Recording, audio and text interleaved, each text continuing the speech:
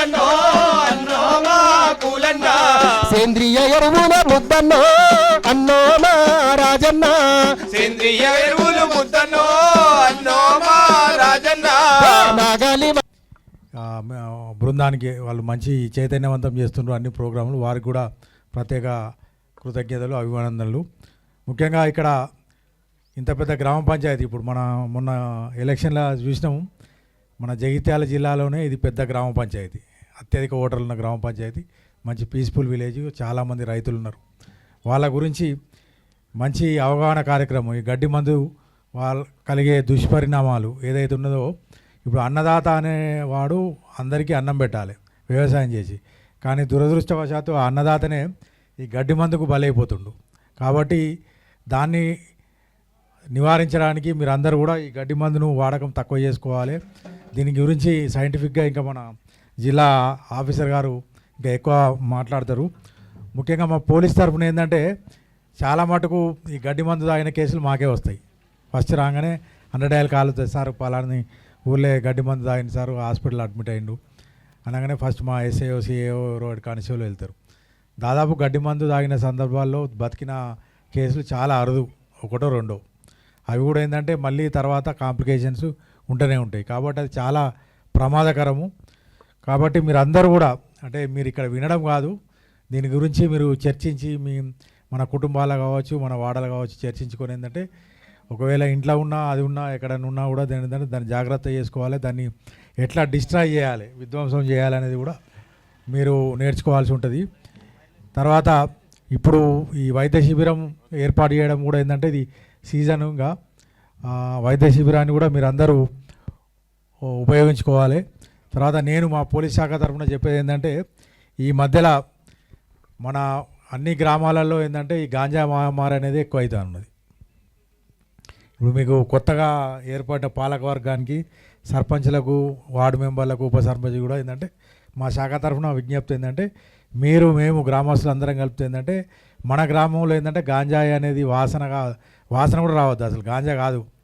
కాబట్టి మీరు మా పోలీస్ శాఖకు సహకరించాలి. ఎందుకంటే ఈ గడ్డి మందు ఓకే, దీనికంటే ప్రమాదకరమైనది ఏంటంటే గాంజా. ఈ యువత అనేది ఎక్కువ దీన్ని గాంజా బారిన పడుతూ ఉన్నారు. ఒకసారి 2-3 సార్లు ఈ వ్యసనం అలవాటు అయితే ఏంటంటే ఆ మనిషి వాడు చెదలు పట్టిన లెక్కనే అయిపోతాడు. మంచి అంటే గ్రామానికి కానీ దేశానికి కానీ యువతనే పెద్ద సంపద. అట్లాంటి యువతరం ఏంటంటే ఈ గాంజాయి అలవాటును పడి వాళ్ళ విలువైన జీవితాలు కోల్పోతుండ్రు. కాబట్టి ఏంటంటే మీ తల్లిదండ్రులు కావచ్చు, మీ గ్రామ ప్రజలు కావచ్చు ఏంటంటే ఎవరైతే మన గ్రామంలో గాంజా సేవిస్తున్నా, గాంజా అమ్ముతున్నా, గాంజా అంటే రవాణా చేస్తున్నా, ఇదంతా చాలా పెద్ద శిక్షలు ఉంటాయి. కాబట్టి దీన్ని దృష్టి మీరందరూ మన ప్రథమ బాధ్యత ఏంటంటే మన గ్రామాల నుంచి ఫస్ట్ గాంజాను తరిమి కొట్టాలి. ఇది మన రాష్ట్ర ప్రభుత్వం యొక్క కూడా ప్రథమ కర్తవ్యము. అందరూ కూడా అన్ని శాఖలు, అందరూ ప్రజాప్రతినిధులు, లీడర్లు కూడా అందరూ ఏకమై ఒక ఉద్యమ స్ఫూర్తితోటి చేస్తే తప్ప ఇది మన ఊళ్ళ నుంచి వెళ్ళది, కొత్తగా ఎవరు రావద్దు. కాబట్టి ఏంటంటే మాకు సహకరించాలని కోరుకుంటూ నాకు ఈ అవకాశం ఇచ్చినందుకు ప్రత్యేక ధన్యవాదాలు తెలుపుకుంటూ డాక్టర్ మహేష్ రెడ్డి గారికి ప్రత్యేక ధన్యవాదాలు. మరియు గ్రామస్తులందరికీ అడ్వాన్స్ సంక్రాంతి శుభాకాంక్షలు. Thank you. అది ఆ పంట పెట్టినప్పుడు దానికంటే బాగా ప్రాబ్లం, అందరినీ భయపెడుతున్న ప్రాబ్లం ఏంది? కోతులను అరికట్టలేకపోతున్నాం. ఏ ప్రభుత్వం వచ్చినా ఎవరు వచ్చినా కానీ ఏం చేయలేరు దాన్ని. వాటి పాపులేషన్, వాటి జనాభా అట్లా పెరిగిపోతుంది. కోతులు ఇంతకుముందు అడవిళ్ళలోనే ఉండేటి, ఈ వాటికి ఆహారం దొరకలేదు కాబట్టి ఊళ్ళ మీద పడుతున్నాయి. ఇప్పుడు పంటల పొలాలకు పోయి ఇళ్ళలకు కూడా వస్తున్నాయి. మనం ఏం చేయలేకపోతున్నాం, వాటిని అరికట్టలేకపోతున్నాము. ఈ పంట ఆయిల్ పామ్ పంట అనేది కేవలం ఒక్కటే పంట, కోతులతోని ప్రాబ్లం ఉండదు.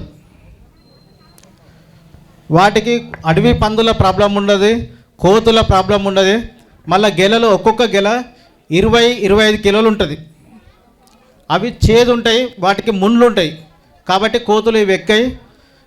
మనము కావాలి ఉండవలసిన అవసరం లేదు. దొంగోడు ఎత్తుకపోయినా వాటిని ఎక్కడ మార్కెట్ చేయలేడు. కేవలము మీకు ఇప్పుడు గోల్డ్ డ్రాప్ కంపెనీ వాళ్ళు టైఅప్ చేసి 11,000 రూపాయలు ఇప్పుడు ఎంత అవుతుంది? కేవలము 1,140 రూపాయలు మాత్రమే, 1,100 రూపాయలే. అంటే 90% సబ్సిడీ. అలాగే అంతర పంట వేసుకుంటే దానికి మేము మీకు అడిషనల్గా 2,100, మేనేజ్మెంట్ కొరకు 2,100, అంటే 4,200 రూపాయలు అడిషనల్గా ఇస్తున్నాం. అలాగే దీనికి మీరు వాటర్ కట్టాల్సిన అవసరం లేదు. అన్నీ ఆయిల్ పామ్ తోటలు పెట్టుకున్న రైతులందరూ కూడా డ్రిప్ ఇస్తాం. డ్రిప్ మీకు ఎకరానికి 55,000 ఖర్చు అయితే కేవలము 5,000, 6,000 రూపాయలు మీరు కట్టాలి. ఇవాళ ఈ ప్రోగ్రాం పెట్టడానికి ముఖ్య ఉద్దేశం ఏంటంటే, మనం గడ్డి మందు అనేది నార్మల్గా రెగ్యులర్గా మనం వ్యవసాయంలో అందరూ వాడేది. దీనివల్ల రైతులకు ఈ గడ్డిని కలుపు తీసేయడం ఇది అనేది చాలా ఈజీగా అయిపోయే పని. ఒక్కసారి ఇట్లా కొట్టొస్తే అక్కడికి వెళ్ళొస్తే 2-3 గంటలలో మాడిపోతుంది, ఇది అయిపోతుంది. కానీ దీనివల్ల మనకు తెలియకుండానే మన ఇళ్ళల్లోనే చాలా నష్టాలు జరుగుతున్నాయి. అంతకుముందు మనకి పురుగుల మందులు ఇట్లాంటి మందాగిరు సూసైడ్ చేసుకోవడానికి అయ్యేదని చెప్పి చాలా వినేటోళ్ళం. ఈ మధ్యలో దాని గురించి అవగాహన పెరిగింది, చాలా తగ్గింది, చాలా సంతోషం. అయితే ఈ గడ్డి మందు వల్ల చాలామందికి దీని గురించి అవగాహన లేక ఇది ఇళ్ళల్లో పెట్టుకోవడం, చాలా రొటీన్గా వాడడం ఇట్లాంటివి అనేది అవుతుంది. అయితే ఈ గడ్డి మందు గురించి మేము చాలా రోజుల నుంచి చూసి చాలా మందికి ట్రీట్మెంట్లు ఇచ్చి కొన్ని 100,000 మంది పేషెంట్లను చూసి వాళ్ళని బతికించుకోలేక చెల్లించిపోయినట్టు దీని గురించి చాలాసార్లు మాట్లాడుతున్నాం. కానీ ప్రజావేదికలలో దీని గురించి క్యాంపెయినింగ్ లేక అవగాహన అనేది వస్తలేదు. సో ముందు అసలు మనం గడ్డి మందు గురించి అసలు ఎందుకు ఇది అంత డేంజర్ అనేది మాట్లాడితే, ఈవెన్ మనకి పురుగుల మందులు మోనోక్రోటోఫాస్ ఇట్లాంటి వాటికి అన్నిటికీ ఒకవేళ కన్జ్యూమ్ చేసినట్టయితే తీసుకున్నట్టయితే దానికి విరుగుడు మందులు అనేటివి ఉన్నాయి. అన్నిటికీ ఎలాంటి పురుగుల మందులకైనా విరుగుడు మందులు, వెంటిలేటర్లు ఏదో సపోర్ట్ చేసి బతికించే అవకాశాలు చాలా మట్టుకున్నాయి. ఈ గడ్డి మందు ఏంటంటే దీనికి వాసన అనేది ఉండదు. పురుగుల మందులు తాగడానికి చాలా ధైర్యం కావాలి. వస్తే ఇది ఏ టెస్ట్లలో బయటపడదు, మనకి వాసన రాదు. ఈ పురుగుల మందుల్లాగా డాక్టర్లకు మాకు లక్షణాలు కూడా తెలియదు, ఇది ఏం మందు అయిందన్నది. జ్వరం వస్తుందని హాస్పిటల్కి తీసుకుపోయారు, 3-4 రోజులు అడ్మిట్ చేసిరు. వాళ్ళు ఏమనుకుంటారు అంటే జ్వరం ఎక్కి బాగా ఎక్కువైపోయి మల్టీ ఆర్గన్ డిస్ఫంక్షన్ అంటారు. అంటే కిడ్నీలకు ఎక్కింది, మెదడుకి ఎక్కింది, ఊపిరితిత్తులు ఖరాబ్ అయినాయి అంటాం కదా. అట్లా సెప్టిక్ అయిపోయింది బాడీ అంతా, లంగ్స్ ఖరాబ్ అవుతున్నాయి, మూత్రం తక్కువ అవుతుంది, బీపీ పడిపోతుంది, జ్వరం బాగా సెప్టిక్ బాగా అయిందని చెప్పేసి వాళ్ళు అనుకుంటారు. పాపం అక్కడ ఉన్న డాక్టర్ కూడా తెలియదు, ఎందుకంటే వాసన లేదు, ఖచ్చితంగా ఈ లక్షణాలు ఉంటాయి అన్నది కూడా లేదు. ఇప్పుడు నేను చెప్పిన లక్షణాలన్నీ జ్వరాలలో కూడా వస్తాయి, విష జ్వరాలలో కూడా, వైరల్ జ్వరాలలో కూడా వస్తాయి. తీరా బాగా సీరియస్ అయిన తర్వాత మన దగ్గరకు వచ్చారు. మన దగ్గరకు వచ్చిన తర్వాత కూడా ఇదే అనుకుంటున్నాం, ఏంటంటే వెంటిలేటర్ పెట్టినాం, జ్వరం బాగా సెప్టిక్ అయిపోయింది ఇదని అనుకుంటున్నాం. ఎందుకో డౌట్ వచ్చి యూరిన్ టెస్ట్ ఒకటి దానికోసం సపరేట్గా పంపించాలి. ఈ పారాక్వేట్ అనే కాంపౌండ్ మూత్రంలో ఉందా అని చెప్పి సపరేట్గా పంపిస్తేనే తెలుస్తుంది. నార్మల్ టెస్ట్లలో కూడా బయటపడదు. ఎందుకో అనుమానం వచ్చి పంపిస్తే అది పారాక్వేట్ మందు అని తెలిసింది. అప్పుడు కూర్చుని పెట్టి మాట్లాడితే అప్పుడు చెప్తారు. అంటే హాస్పిటల్కి వచ్చినా కూడా తెలిసే అవకాశాలు కూడా లేవు. ఇప్పుడు సూసైడ్ చేసుకున్న మంది ఆయన వాళ్ళు ఎందుకు చెప్తారు నిన్న మంది ఆయన అని? ఇట్లాంటివి అనేది చాలా ప్రాబ్లమ్స్ ఉన్నాయి. దీనివల్ల ఖచ్చితంగా అందరూ ఆలోచించాలా. దీని గురించి మనం రైతులు అనేటోళ్ళు అందరికి అన్నం పెట్టేది, గ్రామీణ ప్రాంతాల నుంచే దేశానికి అన్నం దొరికేది. ఈ అన్నం దొరికే క్రమంలో మన ఇంట్లో బాధ అనేది మిగలొద్దు. ఇది బయట వాళ్ళకి ఎవరికి కాదు, ఎవరైతే ఇంట్లో పెట్టుకుంటారో వాళ్ళ ఇంట్లోనే జరుగుతాయి, బయట జరగవు ఇట్లాంటివి. సో ఖచ్చితంగా దీని గురించి ఆలోచించాలా. ఖచ్చితంగా అందరూ విలేజ్ స్థాయిలో కూడా మీకు తెలిసిన వాళ్ళతో కూడా డిస్కషన్స్ పెట్టండి. గవర్నమెంట్స్కి కూడా నా తరపున నేను రిఫరెన్స్ తీసుకెళ్తారా రిప్రజెంటేషను. సో